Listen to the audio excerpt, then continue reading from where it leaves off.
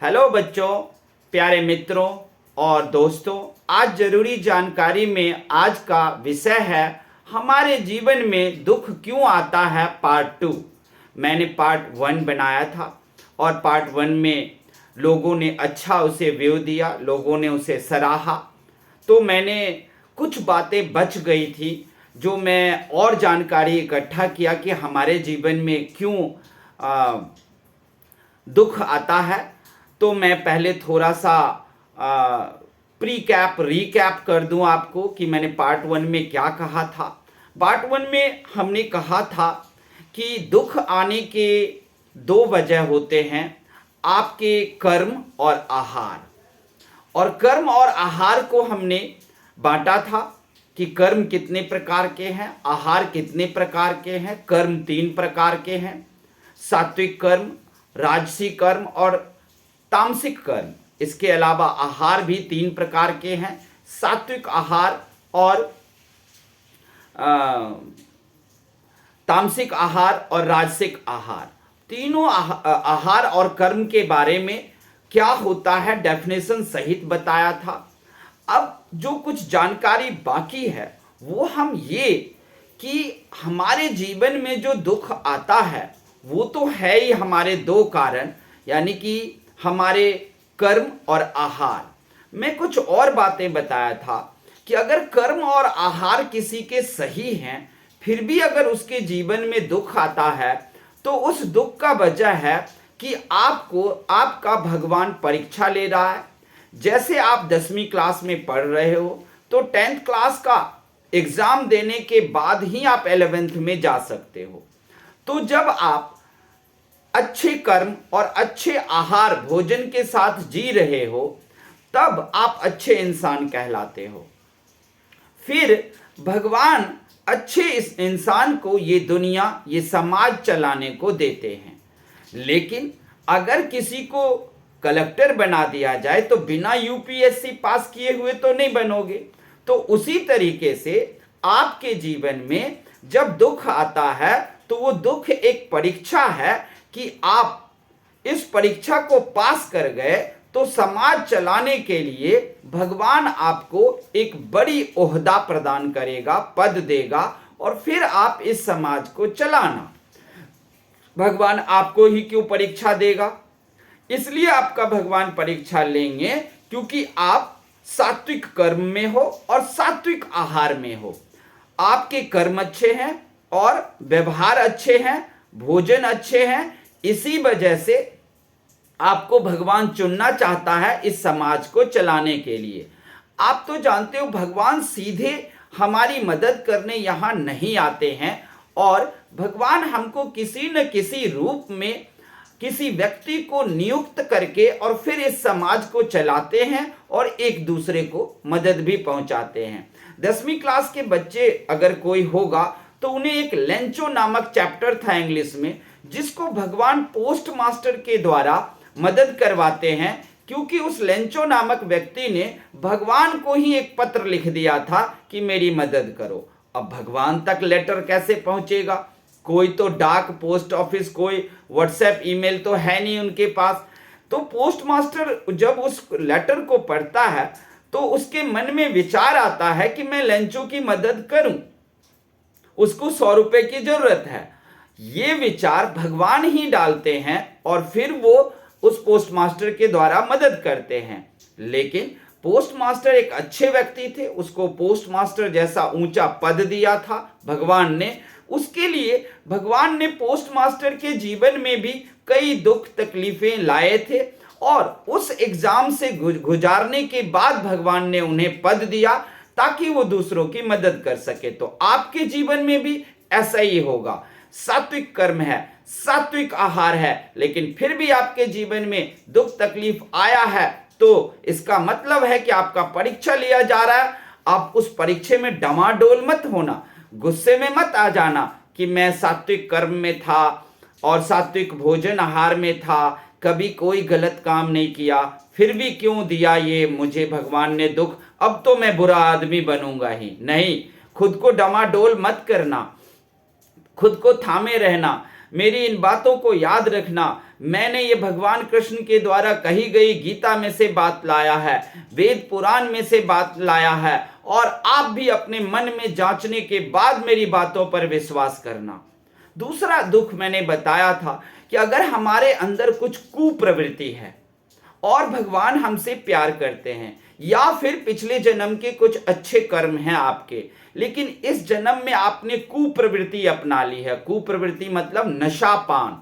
तो नशा को, कुप्रवृत्ति को छुड़ाने के लिए भी भगवान कभी कभी आपको दुख तकलीफ देंगे, पेट दर्द दे देगा, किडनी में दर्द दे देगा, ये सब दे देगा, जिस वजह से आप क्या करोगे कि दर्द महसूस करोगे और सोचोगे कि ये नशा या बुरी चीजें या कुप्रवृत्तियां अपनाकर हमारे जीवन में ऐसा हुआ, तो आप उन चीजों को छोड़ दोगे और फिर क्या होगा, आपका जीवन अच्छा हो जाएगा। तो कुप्रवृत्तियों के कारण भी भगवान हमारे जीवन में दुख देते हैं, ताकि हम गलत संगति, गलत नशा, गलत चीजें सब छोड़ दें।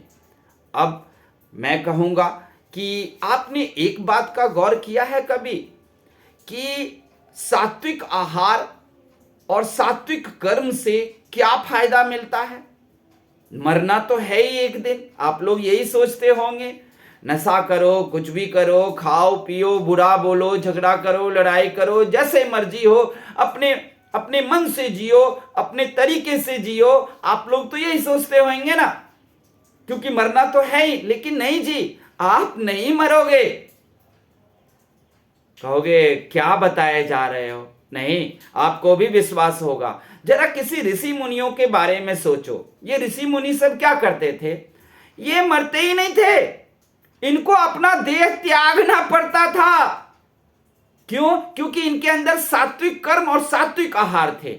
अब सात्विक आहार क्या करते थे मुनि लोग? वो साग सब्जी, चावल दाल, ये सब, छाछ, दूध दही में से क्रीम हटा के, ड्राई फ्रूट्स भी वो खाते थे, लेकिन एक दो दाना बादाम का, अगर आप एक दो दाना या चार दाने से ज्यादा आप बादाम खाते हो तो वो राजसी भोजन में चला जाएगा। और राजसी भोजन आप जानते हो वो सर्वाहारी की तरह होता है। ढेर सारे बादाम खाओ, ढेर सारे काजू, ये सब खाओ और खूब ज्यादा बॉडी में एनर्जी बना लो, और वो राजसिक और तामसिक में बदल जाता है भोजन। अगर आप, पहली बात तो सात्विक भोजन में भी ड्राई फ्रूट्स नहीं है, लेकिन अगर ड्राई फ्रूट्स है तो दो चार दाने ही होंगे ड्राई फ्रूट्स के। अदरवाइज आपके पास बनाना, केला है, उसके बाद खजूर की आप 2 पीस ले सकते हो। इसके बाद आप साग सब्जी, अंकुरित चना ले सकते हो। ये सब अंकुरित चना सात्विक भोजन है, ये नाश्ते में कर सकते हो आप। केला, 2 पीस खजूर, अंकुरित चना और 4 पीस बादाम के और 2 अखरोट के, ये नाश्ते में आप सात्विक भोजन के रूप में ले सकते हो। यही ऋषि मुनि लेते थे। भोजन जब करोगे यानी कि डिनर या लंच, तो उसमें दाल, चावल, रोटी, साग सब्जी, ये सब होना चाहिए। घी, ढेर सारा दूध, ढेर सारा दही, ये सब सात्विक भोजन में नहीं है। ये सब राजसिक भोजन में है, राजाओं का भोजन है। और तामसिक भोजन जो है वो आप जानते हो, उसमें मांस, मदिरा, लहसुन, प्याज सब है। सात्विक भोजन में लहसुन प्याज नहीं है। कोई भी ऋषि मुनि लहसुन प्याज का कभी कोई सेवन नहीं किया है।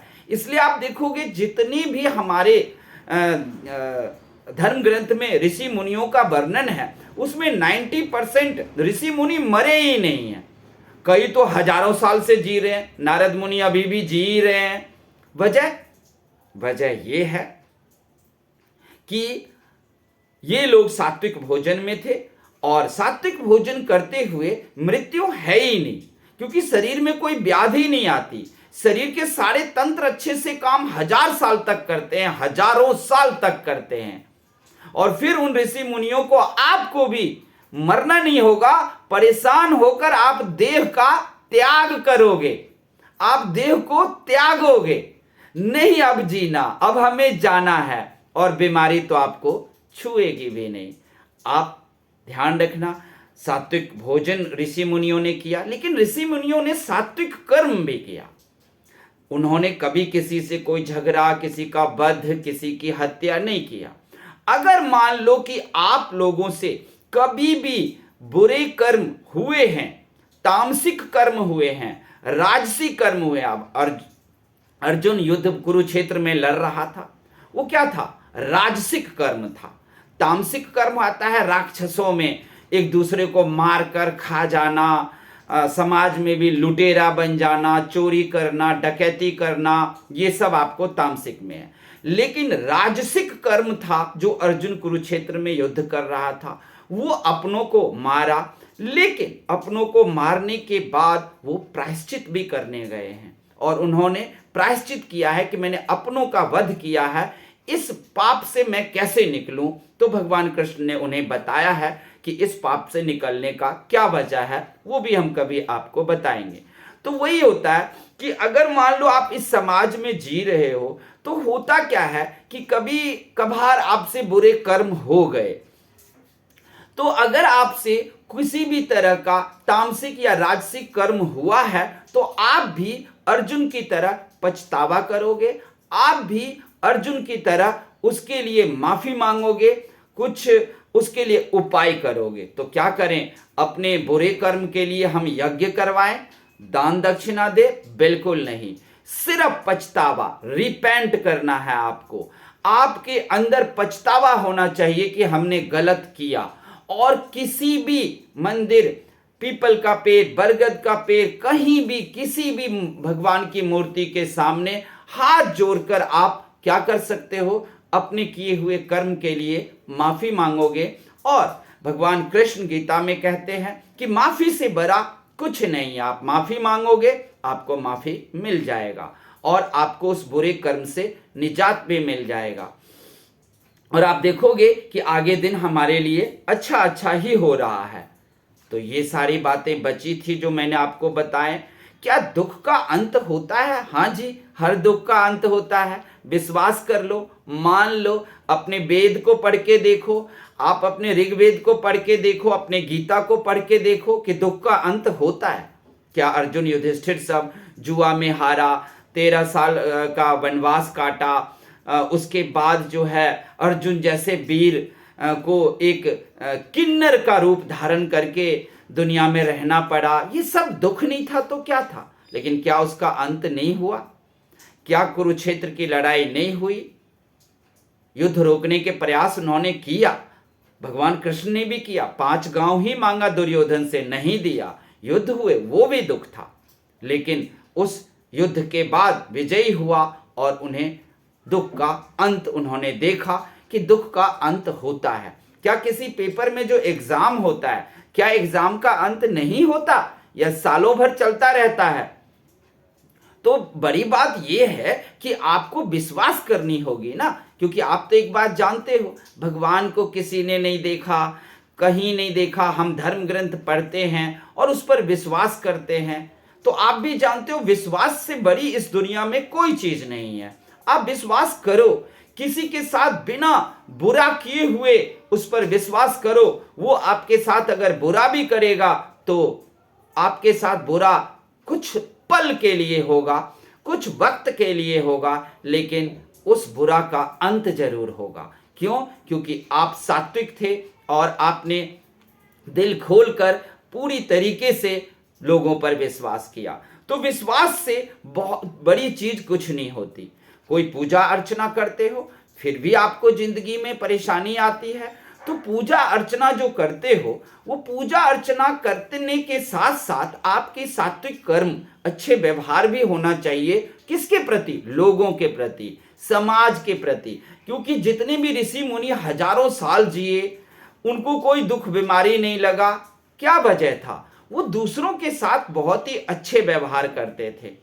अगर कोई उन्हें मारने काटने आता था तो उसकी भी वो आज्ञा देते थे, आओ इस शरीर को खत्म करो। लेकिन अगर आपके अंदर विश्वास नहीं है, स्वार्थ की भावना है, तो कुछ भी नहीं हो सकता। आप जानते हो सात्विक भोजन रोटी दाल सब्जी है, लेकिन आप स्वाद के कारण किसी को जानवर को मार कर खाओगे, किसी मीट मदिरा में आप स्वाद के कारण वहां आप मजे आनंद ढूंढोगे। तो एक बात और, तब तकलीफ आए तो रोना मत, रोने से कुछ नहीं होगा।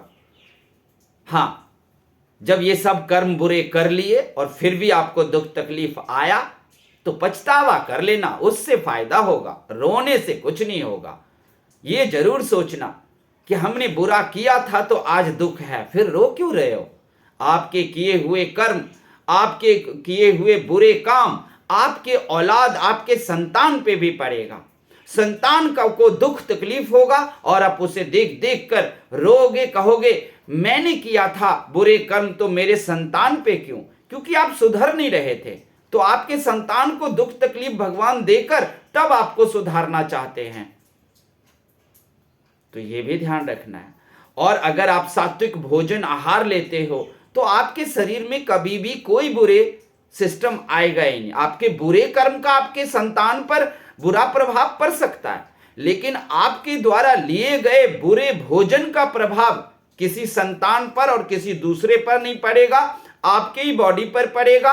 आपका शरीर खराब होगा, आपकी किडनी खराब होगी, आपके फेफड़े खराब होंगे, आपका स्टमक और इंटेस्टाइन प्रॉपरली काम करना बंद कर देगा, या उसमें तकलीफें आ जाएगी, कहीं फोड़ा फुंसी हो जाएगा, किसी तरह की तकलीफें। तो सात्विक आहार में रहें और ध्यान रखें कि तकलीफ आने पर रो मत। तकलीफ आने से पहले मेरी इस बात को सुन लो, मान लो कि आपको सात्विक कर्म और सात्विक आहार अपनाना है, कुप्रवृत्तियों को छोड़ना है, और इन तीनों नहीं करते हो आप तब भी दुख आता है, तो वो भगवान आपको समाज में एक पद देगा जिससे आप समाज के अज्ञानी लोगों को आप चलाओगे। क्योंकि जितने भी ऋषि मुनि, विश्वामित्र को देख लो, वशिष्ठ को देख लो, इन सब पर में भी दुखों का पहाड़ टूटा था, तब जाकर के वशिष्ठ, वेदव्यास या विश्वामित्र सब पूरे संसार को ज्ञान दिए और चलाए। तो ये पद आपको मिलेगा। और अंत में फिर कि ऋषि मुनि कभी मरते नहीं थे, उनको अपना देह त्यागना पड़ता था। किस कारण? सात्विक भोजन और सात्विक कर्म के कारण। कभी भी हमें तामसिक कर्म, राजसिक कर्म नहीं अपनाना। कभी भी हमें तामसिक भोजन और राजसी भोजन नहीं अपनाना। हमें सात्विक आहार में ही रहना है। तो यही कुछ चीजें बाकी थी जो आपको दिया मैंने। और ये भी कहना चाहूंगी, कोई मन में इच्छा मत रखना। अधूरी इच्छा आपको कहीं नहीं छोड़ेगा। आपके शरीर में अधूरी इच्छा की चिंता आपके शरीर के अंगों को खराब कर देगा। आपको चिंता नहीं करनी है। इस धरती पर हो, भगवान पे विश्वास करना, वो सबको चलाते हैं। ये मत सोचना कि मैं खुद को चला रहा हूं और मैं ही बिजनेस में इतना आगे बढ़ गया, मैं खुद से इतना रुपया कमा लिया, धन कमा लिया। ये सब मत सोचना। ये सब भगवान कर रहे हैं, परमात्मा कर रहे हैं। और दूसरी बात, अधूरी इच्छा भी आप लोग मत रखना। अच्छे कर्म और अच्छे आहार, सात्विक कर्म और सात्विक आहार के साथ जीना है। तो और ध्यान रखना कि ऋषि मुनि हजारों साल तक नहीं मरते थे। क्यों? सात्विक आहार और सात्विक कर्म के कारण। तो ये कुछ बातें बाकी थी जो मैंने आप लोगों को दे दिया। पार्ट 1 भी है, हमारे जीवन में दुख क्यों आते हैं, उसका पार्ट 1 भी है, ये पार्ट 2 था। तो इन सारी चीज़ों को आप लोग अपने जीवन में उतारना और अपने जीवन को स्वर्ग बना लेना। थैंक यू, धन्यवाद, जय हिंद।